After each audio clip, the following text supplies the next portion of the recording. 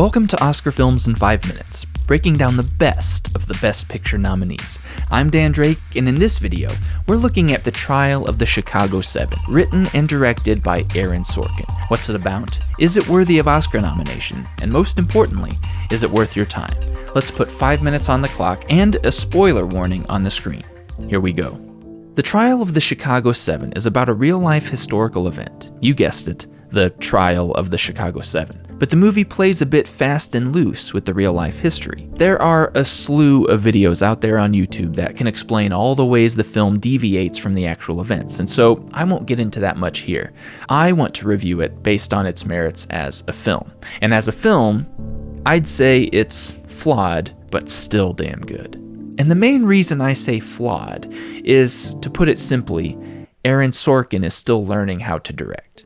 Now, the man is a master screenwriter. I mean, that's what he excels at, and his genius at that skill is why he has the opportunity to direct in the first place. I mean, just look at his resume. A Few Good Men, The American President, The West Wing, The Social Network, Moneyball, Steve Jobs. The man can tell a story. That's not in question. And the screenplay for Chicago 7 is right up there with all of those others I just mentioned.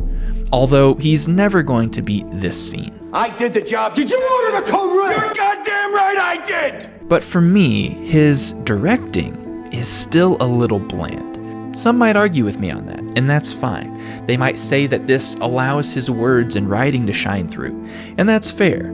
But while I acknowledge that his directing is good enough to create a movie that ends up being Oscar-worthy, I mean, it's not bad, I still just find it falling short of the standard created by the quality of his writing. He's a good director, but he's no David Fincher, Danny Boyle, or even Rob Reiner. But having said that, I still love the film, and there's a few things that Sorkin got right and show why it's deserving of its place among the other Oscar contenders. Number 1, the cast. You've got Eddie Redmayne and Sacha Baron Cohen, who give their best work here.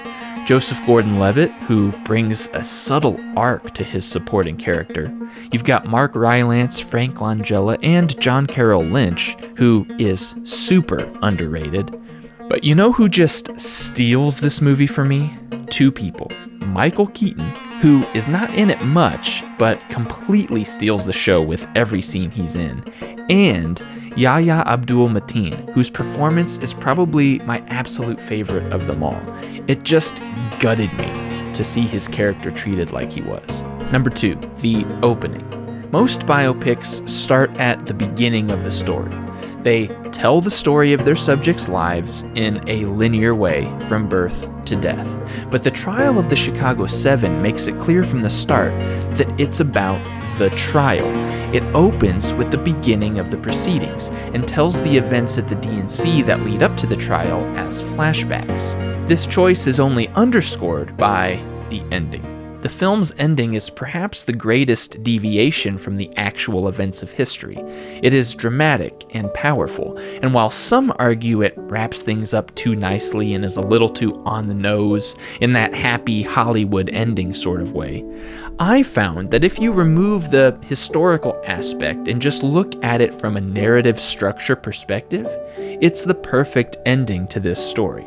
Because again, this story is about the trial. This movie is so singular in that purpose that it not only starts with the trial right off the bat, it also ends without even showing the verdict.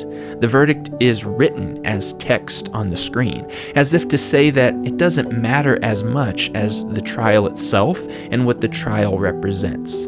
It's a way to not only honor the lives of the men whose names are read, but also to honor the entire idea that these men died, and all men who have died in wars defending America died to preserve our right to protest.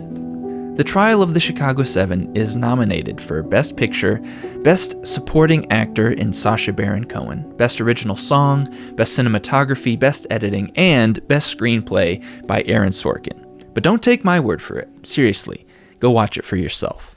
If you liked this video, you can click here for the rest of the Oscar series, or you can click over there to subscribe. And don't forget to check out patron-only exclusives over at our Patreon page.